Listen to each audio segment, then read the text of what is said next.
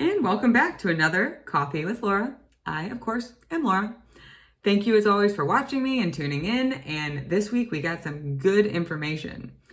This week we are going to be talking about self-efficacy. Let's start by defining it because a lot of people don't know what it is. Ultimately, self-efficacy speaks to an individual's impression of their ability to perform a challenging task or do something that they're a little scared of. It influences our motivation. It influences how much energy we're willing to put into a task. It influences a majority of the outcomes that we experience. Let me give you a couple examples so you can understand. Let's say that you don't believe you're intelligent. If given the opportunity to go study or play with your friends, you're probably going to go out and play with your friends because you already don't think that you're smart, so what's the point in studying to begin with? Ultimately giving you an out so that when you don't get a good grade, it only confirms the limiting belief that you already have, meaning your self-efficacy is low. Thus, what you believe, I'm not intelligent, you just created. Or let's say that you grew up in a household that values athleticism over grades, and you have 2 or 3 bad games. All of a sudden, you're no longer good at baseball or basketball, or whatever the sport is, and you stop believing in your ability, which makes game 4, game 5, game 6 have issues. There's a whole subject of sports psychology with professionals who literally do this to help people not fall into that rut. That's how influential self-efficacy is, because if you believe it, you're going to experience it. And what we do is we create these self-limiting, self-fulfilling loops, all sourced from a low sense of self-efficacy to provide comfort, which the comfort is we're right. Not that we're smart, not that we're successful. It's not the happy feelings we typically crave on the conscious level. What we get is, oh, see, you are dumb. See, you are bad at basketball. It confirms the limiting belief we already have. That's not helpful, especially because it's circumstantial. And if we even zoom out further, you've heard me talk on here before about how who we understand ourselves to be is largely dictated by people that aren't us, like our parents at first, then teachers, then friends. But your parents are going to have a different idea of what successful is than maybe you will. Your teacher to teacher is going to want homework done in a different way. We typically learn through getting it wrong and then having to learn to get it right, but we're constantly adapting to the expectations of others without having clarity about the expectations of ourselves.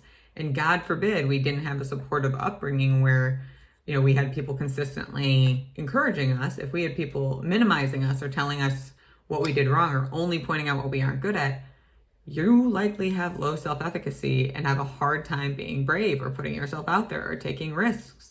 And that's really hard in today's work environment because ever since COVID, so many people have been talking about the ability to stay relevant in this working world, which when I talk to those clients, what they end up coming across with is they're scared to speak up. They're scared to reach out. They're scared to get rejected.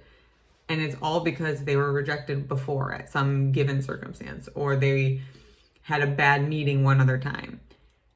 The reality is our self-efficacy is developed and comes to be what it is based on the circumstances of how we were raised. And we don't get a ton of say in that. And we outsource our understanding of ourselves to others. Meaning if they think this is the bar for what good grades are, and we get here, we're no longer smart. Even if the average is down here. We would technically be above average, but because we were raised with it being here, we don't feel that. And then we're going to create self-fulfilling loops to provide that nervous system with a sense of comfort. See how this can be kind of sticky and get you a little stuck? So what do we do about it? Well, I'll tell you this much, probably not going to like the answer, but it's also quite freeing and empowering and important because you got to be brave and you got to figure out who you are for yourself, which means getting things wrong sometimes. But that means you also can't be so afraid of getting things wrong. So you see how that's kind of like a give and take problem. So don't start with like the biggest thing in the world. Start with the small thing. But what I want you to understand is Self-efficacy drives every decision you make.